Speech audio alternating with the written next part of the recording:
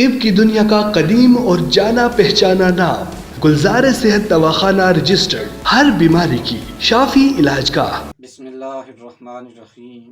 السلام علیکم ورحمۃ اللہ وبرکاتہ۔ میں حکیم راشد محمود علوی۔ آج کا میرا موضوع ہے استرخاء الصدی، یعنی پستان کا ڈھیلا ہو جانا، بریسٹ کا ڈھیلا ہو جانا۔ پستان کی ساخت کا اکثر حصہ فنکشنل لوپس اور حدود اور نرم گوشت کا ہے۔ بعض اوقات رطوبات کی زیادتی کی وجہ سے ڈھیلا پن آ جاتا ہے اور بریسٹ ڈھیلے ہو کر لٹک جاتے ہیں۔ اسباب میں چند ایک اسباب یہ ہیں۔ نمبر 1، مزاج میں بلغمی رطوبات کی زیادتی۔ نمبر 2، پستان کی رگوں اور ساخت کا خون اور دودھ سے خالی ہونا۔ نمبر 3، جسم میں خون کی کمی۔ نمبر 4، زیادہ عرصہ تک بچوں کو دودھ پلانا۔ اور نمبر 5، بہت زیادہ نہانا۔ علامات اس کی یہ ہیں۔ عام طور پر اس عارضہ میں ایسی خواتین مبتلا ہوتی ہیں جن کا بدن بہت زیادہ موٹا، ڈھیلا اور بادی سے پھولا ہوتا ہے۔ نمبر 2، آرام طلبی اور گھر کے ضروری کام کاج اپنے ہاتھوں سے نہ کرنا۔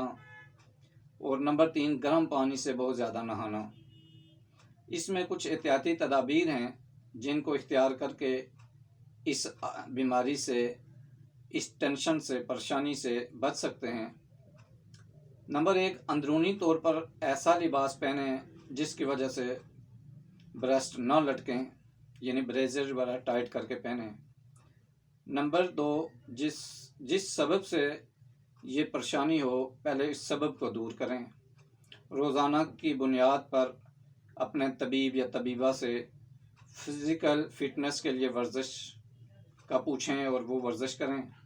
گھریلو امور میں بڑھ چڑھ کر حصہ لیں، خصوصاً ہاتھ سے آٹا گوندیں اور ہاتھوں سے کپڑے دھوئیں۔ غذا میں بلغمی رطوبات پیدا کرنے والی جو غذائیں ہیں ان سے پرہیز کریں۔